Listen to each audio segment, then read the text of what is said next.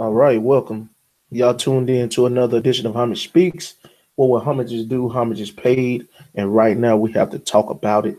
It is the college football playoff. And then there was two. Clemson punishes Notre Dame. We'll talk about that in a second. But we got to jump on the game of the night and we got to discuss Roll Tide versus the Oklahoma Sooners. That was an amazing, intriguing game. Bama came out with their normal first quarter flurry that they've been known for all season, pretty much looking like they were ready to run Oklahoma out of the stadium. And Oklahoma players showed a lot of resiliency and a lot of gut and a lot of grit to just let people know that, man, we're here to play football, man, and we're going to get back into this game. We got to go deeper. One thing about it, y'all know me, and one of my staples is coaching matters. And one thing about Nick Saban, you give him 5 weeks to prepare. He usually comes up with a sustainable game plan to beat you. But I really think, in all honesty, that Oklahoma left too many plays on the field. It got a little cute early, was trying to go too much on the perimeter. And the way you have to attack Alabama is you have to attack them up the gut. You have to run at Quentin Williams. Quentin Williams is one of, if not the top defensive player in the country, especially on the defensive line. And the way you beat those guys if you run at them and don't run away from them and allow them opportunities to dictate the game um, by not attacking them.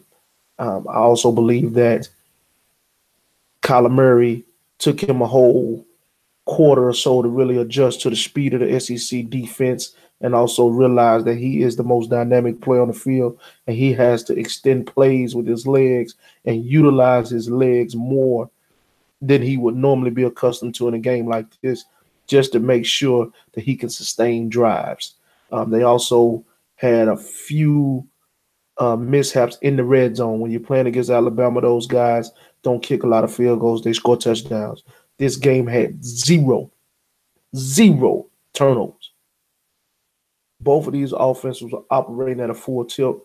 Oklahoma really got it going from the second quarter on offensively.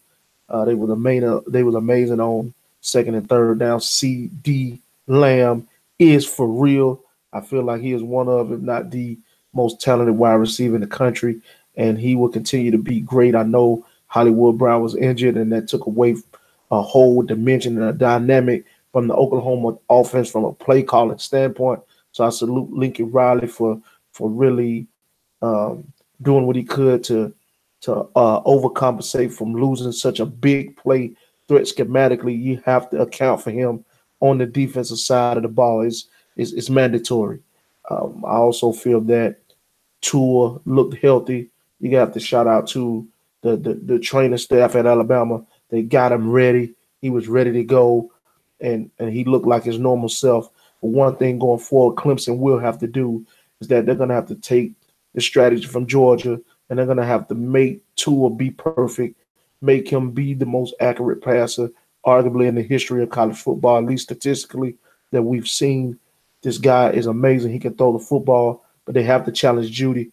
They have to challenge Judy. If you do not challenge him, he will eat you alive. Jacobs came alive this afternoon. This was arguably one of his best performances of the season. I mean, he was all over the place. He was running wild and running hard. He was inspired. He was playing against a lot of guys he knew and grew up with because he's from the state of Oklahoma, and he was running the ball ferociously and fiercely, always making the first guy mix, really looking like the top back in the country that they have him projected to be. At least he was early in the season. I know it's some backs that have had some miraculous season, but Jacobs is one of the best, and he put it on display tonight. Had his catching ability going, and also displaying his ability to make the first guy miss not one time, but every time. But we have to discuss something, and we have to discuss the elephant in the room, and that's Notre Dame not belonging in the college football playoff, and the college football playoff committee have to do a better job of getting the teams in there. That they might not jump to 8, but this year 6 could have been in there. Oklahoma, Ohio State, Notre Dame, if you wanted to put them in there, in the University of Georgia, even though I don't feel sorry for Georgia at all because they had an opportunity to beat Alabama, was in control of that game, and laid the golden egg. So they did not deserve to be there. When you allow your fate to be decided by others, you don't deserve to be there because you had an opportunity to take care of business. Let's be on wax on that. With that being said, I'm still upset with Kirby Smart because he is the only coach outside of Dabo Swinney who schematically has been able to match up athlete for athlete with Alabama and really be able to get after them and really be able to play. With that being said, Clemson is coming. Clemson is not going to come into this game not expecting to win. Nick Saban, in 9 days, he got his work cut out for him because Trevor Lawrence is the real deal, people. I know everybody in my region loves Justin Fields, and I respect Justin Fields for the work that he put in for the Harrison Hoyas. But this guy, Trevor Lawrence, is for real. Dabo Swinney understood what time it was early in that season. No disrespect to Kelly O'Brien. He was a fine leader and one of the leaders of that team, no doubt about it. He stayed in the program and he worked his tail off to become a good quarterback. But Trevor Lawrence give that team a dimension that they needed going forward to get to this game. I believe that Dabo Swinney always believed that he could get to this title game and he was going to be in this title game. And his job was to make sure that his team was in his best position to get to that game. Trevor Lawrence can throw the football down the field and give those dynamic playmakers they have an opportunity to catch the football. And then he also have Mr. College, Hunter Renfro, Mr. Third Down, to move the chains when necessary. And they also have this year, in my opinion, for the first time, that Bama's going to have to face a legit running attack, not from the quarterback, but from the running back position. Clemson can actually run the football. And they're going to have to do that because they do not want to get in the track meet. They do not want to make this a shootout. They want to make this a football game. They want to have to make Alabama execute their offense. That's the only way that you beat Tua. You have to take away his first read and put your defense in a position to challenge every single pass that you throw. This kid is amazing. He's gifted as a passer, but you have to make him do that. Because if you do not, and you allow him the opportunity to just sit back, go through his progressions, and make the throws unchallenged, unbothered, he is going to shred you to smithereens. This guy played the whole night and had 3 incompletions. He finally made it to the end of the fourth quarter for the first time in the season, and he was nothing short of amazing in that quarter. I know he came into the game with a chip on his shoulder, but let's be clear here. I don't believe that he got robbed. Kyler Murray is the best player in the country.